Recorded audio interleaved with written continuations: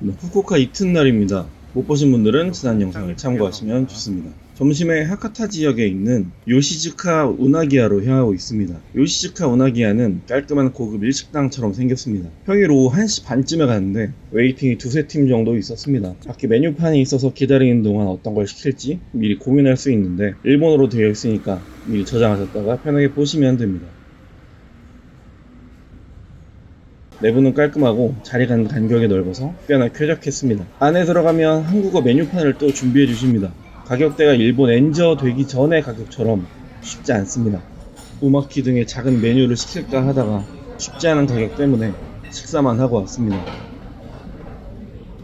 기본 상차림으로 간장과 녹차, 야채절임이 나옵니다. 반가운 호출벨이 있지만 직원분이 많으셔서 사용하지 않았습니다. 우나주 4조각짜리를 시켰는데 미니스프가 함께 나옵니다. 저는 된장국을 시키고 일행은 장어 간이 들어간 맑은 국을 시켰습니다. 된장국은 간이 있는 편이고 맑은 국은 시원한 맛인데 정작 주문한 일행 취향이 아니어서 제가 도와주었습니다. 우나주 4조각입니다.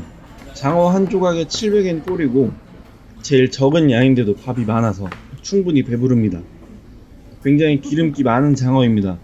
한국에서 장어 양념구이도 좋아하는데 짭조라고 자극적인 맛이 아니라 기름기 많고 감칠맛이 풍부합니다. 딱히 잔가시가 보이거나 먹다가 느껴지지 않아서 이 정도면 아이들이 먹어도 괜찮겠다 싶은 느낌이 들었습니다. 보시다시피 맨쌀밥에 장어를 함께 먹는데 고밀도 탄수화물에 단백질을 먹는 일종의 길티 플레저가 들었습니다. 보시다시피 장어는 기름기가 정말 많습니다. 욕심 부리셔서 많이 주문하시면 먹기 힘드실 수 있습니다. 그리고 밥이 정말 맛있었습니다. 먹다가 부서지지도 않고 딱 장어나 스팸 얹어서 먹으면 좋을 찰기의 밥입니다. 밥 양이 많아서 장어 한 조각을 나눠서 천천히 먹어도 밥이 조금 남았습니다. 밥을 어느 정도 남길 것을 고려하고 양껏 드시면 좋을 것 같습니다. 가게가 깔끔하고 쾌적합니다. 장어만을 메인으로 하는 집이어서 그런지 장어 한 입 먹으면 와 개맛있다 소리가 절로 나옵니다. 부시다 진자마에역에서 나와 하카타 강 따라가면 금방 나와서 접근성이 나쁘지 않습니다. 하지만 내부를 쾌적하게 유지하기 위해 여차하면 대기시간이 길어질 수 있으니 눈치게임이 필요합니다. 가격이 만만하지 않습니다. 정말 맛있지만 장어 한 조각에 7,000원 생각하면 손이 조금 떨립니다. 어르신분들과 함께 가도 좋고 정말 맛있습니다. 큰맘 먹고 갈만하지 싶습니다. 다음은 하카타역의 명물인 일포르노 델미뇽입니다. 워낙 유명한 빵집이다 보니 웨이팅하는 줄도 있었지만 가운데를 중심으로 왼쪽과 오른쪽에 빵 메뉴가 다르니 원하는 쪽에 줄을 서시면 됩니다. 주로 오른쪽 메뉴들이 잘 나가서 줄이 길고 왼쪽은 바로바로 사실 수 있습니다. 빵들이 그램별로 가격이 작성되어 있지만 개수로 이야기해도 바로바로 구입이 가능합니다. 웨이팅을 기다린 덕분에 럭키비키하게 갓 나온 초코빵을 먹을 수 있었습니다. 완전 럭키넉적이잖아. 방금 본 초콜릿을 받았잖아. 아니잖아. 우리 집으로 넣었잖아. 전에 먹은 장어로 아직 배가 차있기도 했고 사실 그리 대단한 맛은 아니어서 촬영하지 않았습니다. 여행 중에 빵은 애매한 포지션이다 보니 맛 정도만 보시고 많이 구입하시지 않는 걸 추천드립니다. 하카타역에 에비수바가 있어서 카페에 들른 심정으로 잠시 들러보았습니다. 한국에 에비수 생맥주를 먹으려면 굳은 다짐이 필요한 금액이기 때문에 이렇게 역에 있는 에비수바는 살아서 다시 가기 쉽지 않겠다는 생각이 들었습니다. 밖에는 정말 다양한 에비수 메뉴들이 전시되어 있습니다. 이렇게 많은 종류가 있는 브랜드였는지 몰랐습니다. 바에선 에비수 종류별 탭들이 전시되어 있고 바텐더분이 직접 따라주시는 모습을 보실 수 있습니다. 이곳 메뉴판에 영어 기능을 지원하는데 정작 내용은 모두 일본어였습니다. 하지만 이미지만으로 충분히 이해할 수 있는 내용들입니다. 맥주 외의 메뉴들은 정말 맥주와 함께 곁들여 먹을 수 있는 메뉴들로 구성이 되어 있어서 바로서의 역할을 충실히 하고 있었습니다. 저희는 에비수 마이스터와 에비수 프리미엄을 주문했습니다. 진짜 너무 맛있었습니다. 마이스터가 맥주 맛이 비교적 깊다는 느낌을 받았습니다. 안주로 갓스오브시가 올라간 감자튀김을 주문했는데 기본 포슬포슬하고 짭조름한 감자튀김이었습니다. 맥주 좋아하시는 분은 일포르노 델미뇽에서 빵으로 배 채우지 마시고 에비수바 오셔서 맥주 한잔 더 드시길 추천드립니다. 저녁으로 스키야키를 먹으러 하카타엔 스키야키에 왔습니다. 지난번 영상에서 먹은 원갈비 프리미엄의 길 건너편 골목으로 들어온 곳으로 건물 2층에 위치하고 있습니다. 이것도 한국어 메뉴판이 있어서 편하게 볼 수 있고 테이블에 위치한 QR코드로 주문하시면 됩니다. 중국에서 처음 사용해본 QR코드 주문인데 개인적으로 정말 편안한 시스템이라고 생각합니다. 앉자마자 쇼츠 한 잔을 주문했습니다. 이번에 후쿠오카는 아무래도 날씨가 더워서 그런지 이런 청주류보다는 쇼츠 위주로 마셨는데 스키야키집 메뉴들이 안주로 썩 좋았습니다. 주문한 스키야키입니다. 오른쪽 날개라는 각자 하나씩 깨서 스키야키를 찍어 먹는 용도입니다. 냄비에 올려진 고기와 야채들이 정말 신선해서 보는 것만으로도 만족도가 있었습니다. 야채와 메뉴들이 푸짐해서 건강하다는 느낌마저 들었습니다. 메뉴가 익는 시간을 기다릴 자신이 없어서 소고기 초밥을 주문했습니다. 개인적으로 육고기가 올라간 초밥을 좋아하지 않는데 여기에 소고기 초밥은 정말 부드럽고 맛있었습니다. 일행과 스키야키 먹기 전에 한두 점씩 먹으면 입맛을 돋구기 좋은 메뉴라고 생각합니다. 접시 주변에 소금이 뿌려져 있어서 기호에 따라 묻혀서 드시면 됩니다. 정말 부드럽습니다. 다음은 샐러드입니다. 감자 샐러드 속에 고기가 들어있고 겉에는 후추 등의 향신료들이 얹어져 있습니다. 고기는 장조림 맛에 감자 샐러드도 신선합니다. 살짝 짭조래서 에피타이저로도 나쁘지 않습니다. 조리된 스키야키입니다. 평소에 스키야키는 짭조라고 자극적인 맛이라고 생각했는데 야채가 많이 들어가고 정제된 불고기 같다는 느낌이 들었습니다. 모든 재료가 신선하고 너무 자극적이지 않아서 식사용으로 괜찮습니다. 고기 말고도 다른 야채로도 손이 많이 가는 스키야키입니다. 냄비를 약불로 데워만 놓다가 고기 하나를 집어서 날계란에 찍어 먹어 보았습니다. 소고기를 익혀 먹으면 질기지 않을까 하는 걱정도 들었는데 질기다는 느낌은 없었습니다. 일식 중에 고기를 계란에 찍어 먹는 메뉴들을 보면 왜 그렇게 먹는지 잘 몰랐었는데 이런 날계란의 고소함이 배가 되어서 훨씬 맛있었습니다. 아까 전에 시킨 감자 샐러드를 중간에 먹었더니 짭짤하니 반찬처럼 먹기도 좋았습니다. 두부도 부드럽고 맛있었습니다. 아까 본 소고기의 마블링에서 알 수 있듯 소고기에 기름 부위가 좀 있었습니다. 싫어하시는 분들은 참고하시면 좋을 것 같은데 전 아주 맛있게 먹었습니다. 말고기 육사시미입니다. 일본에 살고 있는 지인이 일본에 놀러오면 꼭 먹어보라고 추천한 음식이어서 주문해 보았습니다. 우리나라에선 제주도 외에는 접하기 힘든 말고기 육사시미인데 후쿠오카에 온 김에 주문해 보았습니다.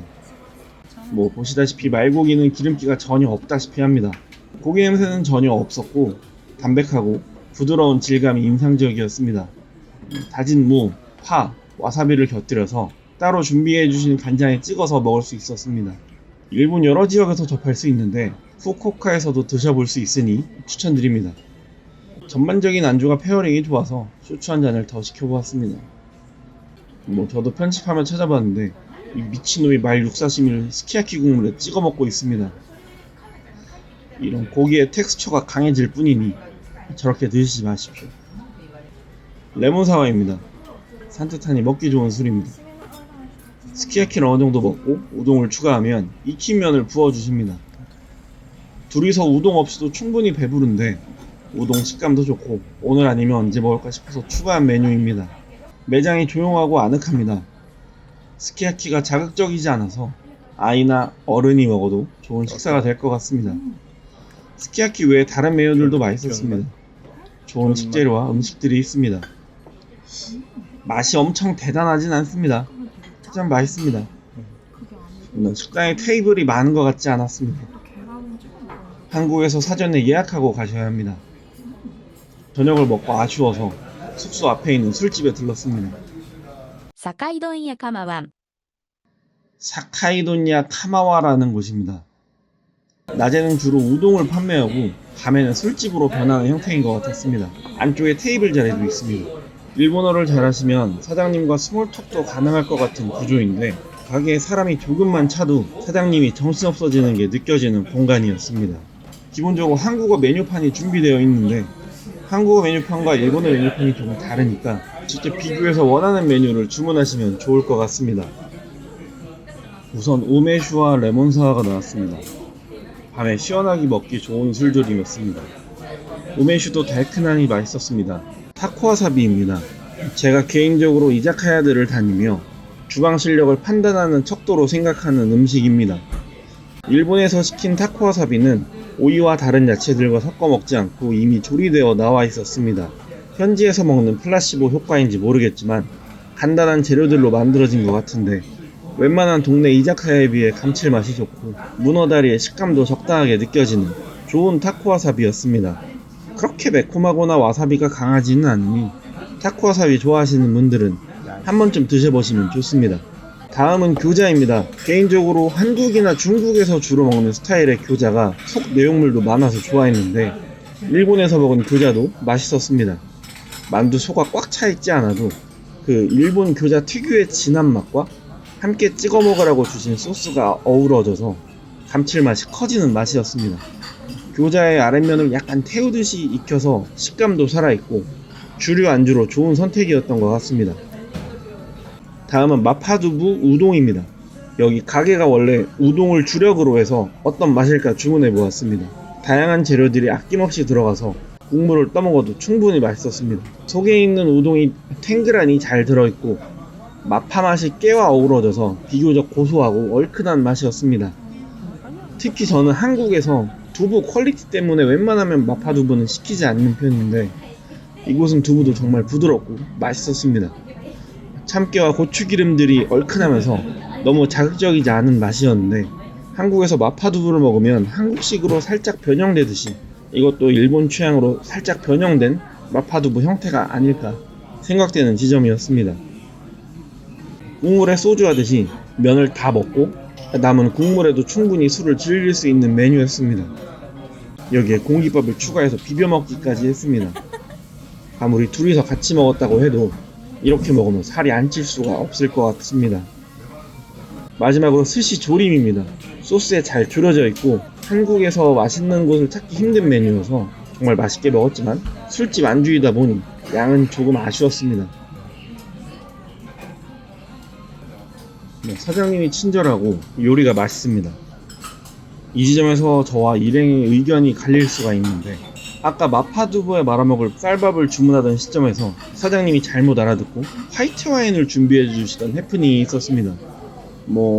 약간 둔탱이인 저는 여행 중에 생긴 재밌는 해프닝이라 생각하지만 같이 간 일행은 혐한이 녹아있는 거 아니냐며 불쾌감을 나타냈습니다. 하지만 저는 아무튼 친절하고 맛있는 가게로 기억합니다. 다양한 술들이 있고 여러가지 일본 안주들을 맛보기 좋습니다. 메인이 우동집이다 보니 낮에 방문해서 먹는 우동은 어땠을까 하는 기대감도 있습니다. 하지만 술집이다 보니 술을 못 드시면 곤란하실 수 있습니다. 미성년자도 곤란할 것 같습니다. 안쪽에 테이블석도 있지만 단체가 방문하기엔 어려운 장소입니다. 이렇게 인상적인 하루를 보낸 취객 아저씨와 함께 후쿠오카에서의 마지막 날이 저물어가고 있습니다. 숙소에 들러 오전에 풀풀 하카타에서 구입한 빵을 먹었습니다. 명란 바게트가 유명해서 구입했는데 여행하는 동안 배가 불러있어서 한참 뒤에서나 먹게 됐습니다. 전반적으로 빵의 기름이 종이봉투를 적신 상태여서 맛이 훨씬 덜했습니다. 빵 가운데 명란이 들어있어서 명란 맛은 나지만 대단하다는 느낌이 들 수 없는 상황이었습니다. 같은 가게에서 산 소보루 빵입니다. 겉에 설탕이 살짝 발라져 있고 꽤나 단단한 식감을 가진 친구지만 역시나 배가 불러서 못 먹고 들고 다니다가 이렇게 늦은 밤이 돼서야 간신히 시도해 보았습니다. 나온 직후에 먹었다면 정말 부드럽고 맛있게 먹었을 것 같은 맛이었습니다. 여행 중에 빵은 정말 필요할 때만 사시는 게 좋습니다.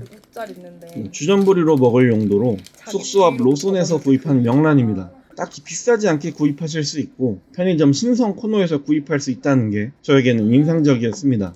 명란을 사랑하는 저로서는 짭짤하고 맛있게 먹었습니다. 보이는 것처럼 그렇게 매운맛은 아닙니다. 보관 상태 때문인지 위아래로 조금 눌려있긴 하지만 어디 가서 빠지지 않는 명란이었습니다. 야식으로 간단히 드실 분은 과감히 시도해 보시길 추천드립니다. 똑같이 로손에서 구입한 주먹밥입니다. 대단한 맛은 아니지만 일본 편의점에서 판매하는 명란 삼각김밥보다 다른 재료가 많아서 꽤나 기대 이상이었습니다. 예전에는 일본 편의점 식품들이 다양하고 맛있었는데 지금은 한국이 역전하지 않았나 생각되는 지점이었습니다. 주먹밥 속의 명란은 나노미터 단위로 뿌려져 있고 향만 살짝 나는 수준이었습니다. 아까 구입한 명란을 얹어서 먹으니 나름 만족감이 급격하게 올라갔습니다. 한국으로 돌아오는 날 마지막 식사로 선택한 원조 하카타 멘타이주입니다. 평일 점심에 웨이팅이 꽤 있었지만 생각보다 금방 빠집니다. 이곳 역시도 한국어 메뉴판이 준비되어 있습니다. 네, 저희는 멘타이조와 치킨맨이 함께 나오는 세트를 하나 주문해서 둘이 함께 나눠 먹었습니다. 매장의 다른 손님분들은 덮밥이나 세트를 인당 하나씩 구입하시는 것 같았는데 나오는 메뉴 양이 생각보다 많아서 위장 크기에 주의하셔야 합니다. 세트 메뉴는 보시는 것처럼 정갈하게 나옵니다. 살면서 본 가장 온전하고 동그랗게 생긴 명란이 밥 위에 김을 깔고 앉아 있습니다. 함께 먹을 명란 장국과 밥에 뿌려 먹을 소스도 같이 나옵니다. 치킨맨 소스는 기름지고 농축된 편입니다. 질감에 참고하시면 좋을 것 같습니다. 보시는 것보다 명란과 밥 사이즈가 큽니다. 밥도 생각보다 잘 되어 있고 김이 전반적으로 뿌려져 있어서 고소하게 먹을 수 있는 것 같습니다. 명란 장국 안에는 부드러운 두부가 들어있으니 국물만 드셔서 낭패 보는 일이 없으셔야겠습니다. 제가 워낙 치킨맨을 좋아해서 소스에 밥을 찍어 먹어보았습니다. 꽤나 기름져서 크게 추천드리지는 않습니다. 어느 정도 드시면 준비된 차를 부어서 농도를 조절해 드실 수 있습니다. 하지만 개인적으로 원물의 상태를 가장 좋아해서 취향에 따라 부어 드시면 됩니다. 식사를 마치면 차가 나옵니다. 둘이서 함께 먹은 세트의 가격이 우리 돈 약 35,000원입니다. 명란 전문점인 만큼 태어나 처음 보는 상태의 명란을 드실 수 있습니다. 치킨맨도 그렇고 함께 나오는 메뉴 구성도 나쁘지 않습니다. 밥 양이 좀 많습니다. 웨이팅이 조금 있을 수 있습니다. 어젯밤 로손에서 사먹은 명란이 생각나는 가격입니다. 아니 뭐 치킨맨은 그렇다 치고 로손 명란 약 4,000원에 햇반에 그 양반김에 간장 찍어 먹어도 충분히 만족하지 않을까 하는 작은 의구심이 듭니다. 저 같으면 다음엔 로손 갈 것 같습니다. 일본의 성심당 같은 지역에서 먹부림 마치고 돌아갑니다. 긴 영상 시청해주셔서 감사드리고 허튼 영상 안 올리도록 최선을 다하겠습니다. 감사합니다.